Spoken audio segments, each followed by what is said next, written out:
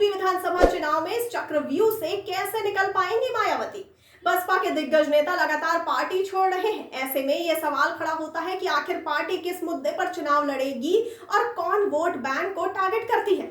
आखिर बसपा दलितों का प्रमुख चेहरा बनकर कैसे उभरेगी? सोशल इंजीनियरिंग के फॉर्मूले पर कभी सत्ता के शिखर तक पहुंची बसपा के महारथी लगातार पार्टी छोड़ दूसरे दलों का दामन थाम रहे हैं। इस समय जब सभी दलों ने चुनावी तैयारियों में पूरी ताकत झोंक रखी है, तो वहीं बसपा अपने दिग्गजों को ही नहीं रोक पा रही है। 10 साल में 100 से ज्यादा दिग्गज पार्टी छोड़ चुके हैं और इन्हीं 10 वर्षों में पार्टी 206 विधायकों से सिमटकर मात्र 6 सीटों पर आ गई है। रविवार को भी एक झटका लगा, जिसमें सवाल ये खड़ा होता है कि आखिर किसके सहारे इस बार बसपा सुप्रीमो मायावती चुनावी चक्रव्यूह तोड़ने की रणनीति तैयार करेंगी। इन सब बातों पर बात करने से पहले हम बात कर लेते हैं कि किन विधायकों ने हाल ही में बसपा का दामन छोड़ दिया है और उनका राजनीति में क्या प्रभुत्व है। बसपा का गठन हम आपको बता दें 1984 में काशी राम के नेतृत्व में हुआ था। वीर सिंह पहले वामसेफ में सक्रिय थे और बसपा के संस्थापक सदस्य बन गए। 3 बार राज्यसभा सदस्य रहे, प्रदेश महासचिव रहे, महाराष्ट्र प्रभारी के साथ बसपा के कई महत्वपूर्ण पदों पर भी वे रहे। उनका सपा में जाना बसपा के लिए बड़ा झटका है। बसपा छोड़ने वालों को लंबी लिस्ट सामने आई है और उन्होंने तमाम आरोप भी लगाए हैं। इसके अलावा पिछले दिनों पार्टी के विधानमंडल दल के नेता लालजी वर्मा और विधायक व राष्ट्रीय महासचिव राम अचल राजभर को पार्टी से निष्कासित कर दिया गया। उन्होंने सपा अध्यक्ष अखिलेश यादव से मुलाकात कर ली और यह माना जा रहा है कि वे साइकिल पर सवार हो जाएंगे। पंडित शंख बजाएगा, हाथी बढ़ता जाएगा। जी हां, ऐसे नारों के दम पर 2007 उत्तर प्रदेश विधानसभा चुनाव में मायावती ने 206 सीटें हासिल की थी। 2007 में पार्टी की इतनी बड़ी जीत के बाद ऐसा माना जाने लगा था कि पार्टी 2012 विधानसभा चुनाव में एक बार फिर जीत हासिल करेगी, लेकिन जनता ने मायावती के कामों को नकार दिया और पार्टी 206 सीटों से सिमटकर 80 सीटों पर आ गई। 2012 चुनाव में बसपा के मुख्य विपक्षी दल सपा को 224 सीटें मिली थी।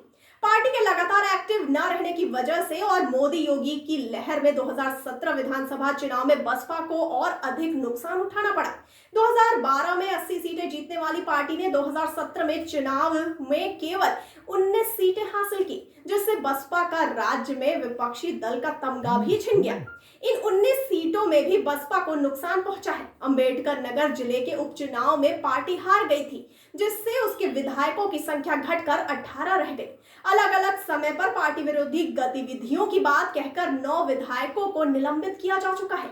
लालजी वर्मा व राम अचल के निष्कासन से पार्टी में सिर्फ 7 विधायक बचे हैं। एक और विधायक मुख्तार अंसारी को पार्टी ने भविष्य में चुनाव न लड़ने का ऐलान कर चुकी है।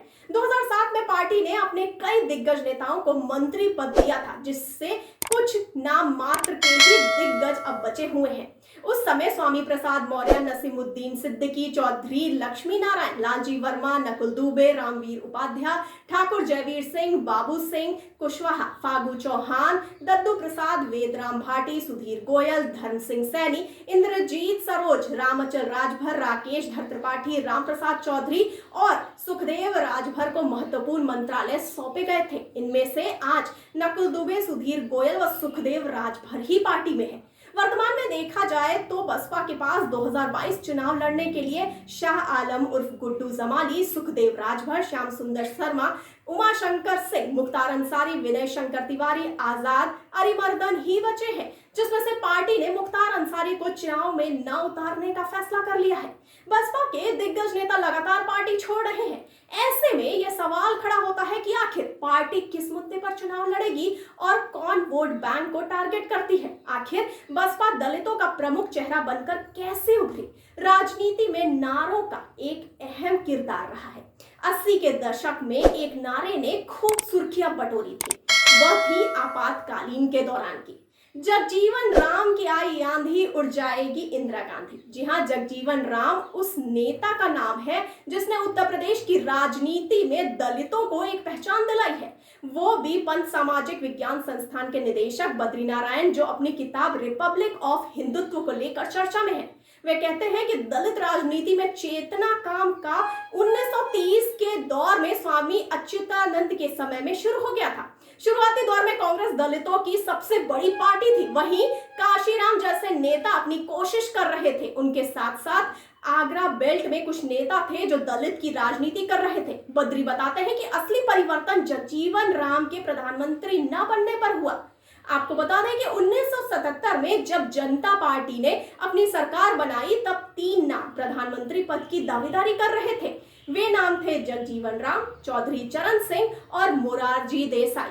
मोरारजी देसाई के नाम पर मोहर लगी और उधर दलित समुदाय के अंदर रोष पैदा हो गया। उस दिन दलित घरों पर खाना नहीं बना था। इस नाराजगी का मोबिलाइज कर काशीराम ने बड़ा वोट बैंक खड़ा कर लिया, जिसके चलते मायावती को मुख्यमंत्री बनने में सबसे अहम भूमिका रही। इससे यह बात तो स्पष्ट है कि मायावती दलितों का एक प्रमुख चेहरा है। उत्तर प्रदेश के संदर्भ में बात करें तो ओबीसी समुदाय के बाद दलित वोट की उत्तर प्रदेश में सबसे बड़ी हिस्सेदारी है। आंकड़ों के अनुसार यूपी में 42 से 45% ओबीसी हैं, वहीं दूसरे नंबर पर 20 से 21% संख्या दलित की है, जबकि 10 से 12 संख्या ब्राह्मणों की है। फिलहाल मायावती ब्राह्मणों को रुझाने के लिए सतीश मिश्रा को आगे कर रही हैं, लेकिन सिर्फ ब्राह्मण चेहरे पर बसपा चुनाव नहीं जीत सकती है। इसका एक कारण और है कि यूपी में ब्राह्मण हमेशा से ही राजनीतिक हवा को बदलने में माहिर हैं। दलित वोट के लिए बसपा मायावती के चेहरे पर आगे बढ़ रही है, लेकिन यह राह इतनी भी आसान नहीं होगी, क्योंकि चंद्रशेखर आजाद रावण भी अपनी पार्टी के साथ यूपी चुनाव में उतरने की तैयारी में है। अब देखना यह होगा कि यह दलित वोट बैंक चंद्रशेखर या मायावती के साथ जाता है या फिर बीजेपी व अन्य पार्टियों के साथ। आप हमें कमेंट करके जरूर बताइए कि 2022 चुनाव में क्या बसपा अपना 2007 वाला दबदबा जमाने में कामयाब होगी या नहीं। अभी तक के लिए इतना ही। आगे खबरों के लिए बने रहिए द फुलझड़ी के साथ।